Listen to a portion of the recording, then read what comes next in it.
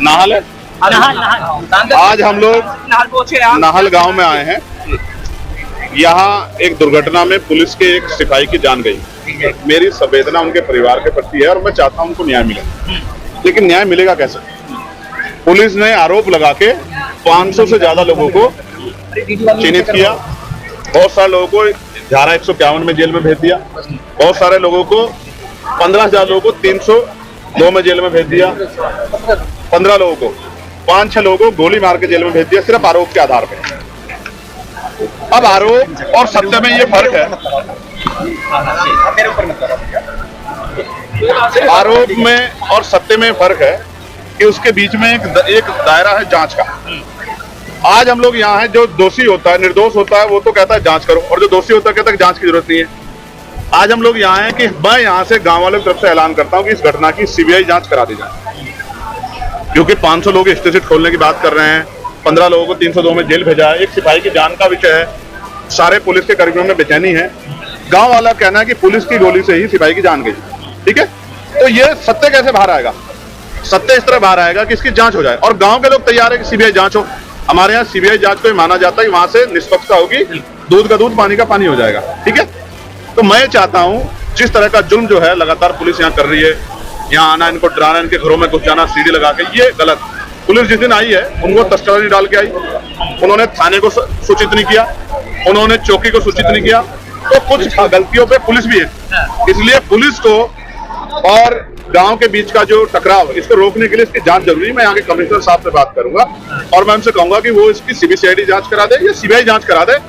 गांव के लोग इस जांच के लिए तैयार हैं, जिससे कि निष्पक्ष कार्रवाई हो जाए और जो दोषी उस पर कार्रवाई हो। पुलिस के सिपाही को भी न्याय मिलना जरूरी है, हम उनके साथ खड़े हैं, और हम गांव वालों के भी, निर्दोष लोगों के साथ भी खड़े। हम दोषी के समर्थन में नहीं है, जिसको पकड़ने आए थे, जो दोषी है उसको उठाए, कोर्ट से सजा दिलाए, फांसी चढ़ा दें, लेकिन अगर इसके आड़ में निर्दोषों पर अन्याय होगा तो ये सही नहीं। सर, अहमदाबाद को यहाँ से पुलिस ले गई है रात में सीटी लगा के, ये अच्छा नहीं, ये गलत है। इससे जो है एक भय की स्थिति पैदा हो रही है। अगर सत्यता है तो डीवीआर ले जा क्यों रहे? पुलिस तो लगातार बयान जारी करती है ना, वीडियो भी जारी करती है कि देखो भाई इस घटना में हम पे आरोप लग रहा है, सच्ची है।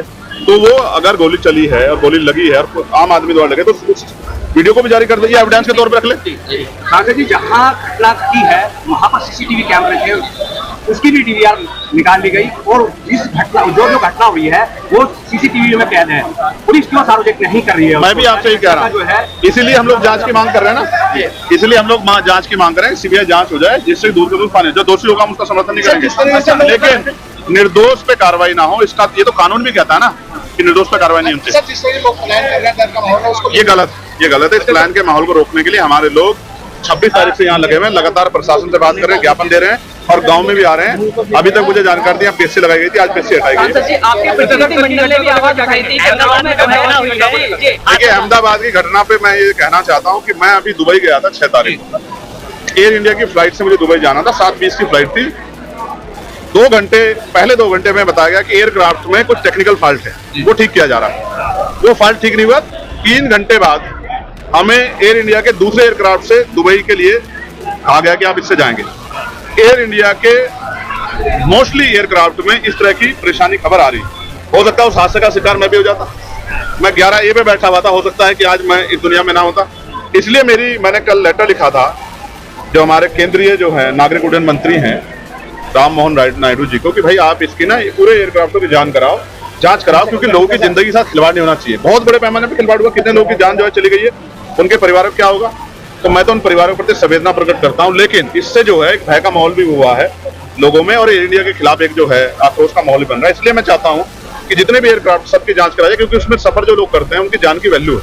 आज बहुत सारे लोग अपने परिवार, एक बड़े सीनियर नेता, उसके क्या नाम, गुजरात के पूर्व चीफ मिनिस्टर चले गए, मैं उनके प्रति संवेदना प्रकट करता कि उनके परिवार को दुख सहन शक्ति मिले। लेकिन अगर इसमें इसकी जांच हो, इसमें जो दोषी हो उस पर भी सख्त कार्रवाई होनी चाहिए, क्योंकि लोगों के जीवन से खिलवाड़ नहीं होना चाहिए। सांसद जी, पुलिस आज तक अपनी बुलेट का खोखा या आप पब्लिक का खोखा बरामद नहीं कर सकी, जबकि वो इतनी तेज है गोली। और आप जो कहना चाह रहे हैं और मैं भी जो कह रहा हूँ, आप समझते हैं कि पूरा मामला झोल में है, ये बिना जांच के स्पष्ट है, इसकी जांच होनी जरूरी है। सांसद जी, आपका प्रतिनिधिमंडल गांव नाहल में पहुंचा था, लेकिन उस दौरान पे यहाँ पर कई ऐसे जीवित पशु जो थे वो मर गए थे, जो पालतू पशु हैं, उस पर क्या कहना, उसका जिम्मेदार कौन है? ये इसके पूर्ण रूप से दोषी यहाँ का एडमिनिस्ट्रेशन और यहाँ की सरकार।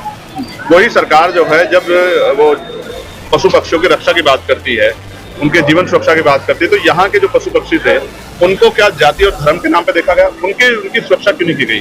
उनकी जान गई, इसका मुआवजा जो है परिवारों को मिलना चाहिए, क्योंकि डर के माहौल की वजह से वो गए हैं। क्योंकि जब जांच होगी तभी तो पता लगा, बिना जांच के आपने लोगों को भर दिया है, तो ये गलत है। इसके लिए जो है मैं इसके लिए बात करूंगा कि उनको जो है न्याय मिलना चाहिए, जिनके पशु रोहिणी दादी को लेकर कुछ कहना चाहेंगे लगातार? हाँ, ये बहुत इंपॉर्टेंट है आप लोगों के लिए। मैं आपको इस पर इतना ही कहूंगा, ये एक महिला के सम्मान से जुड़ा विषय है।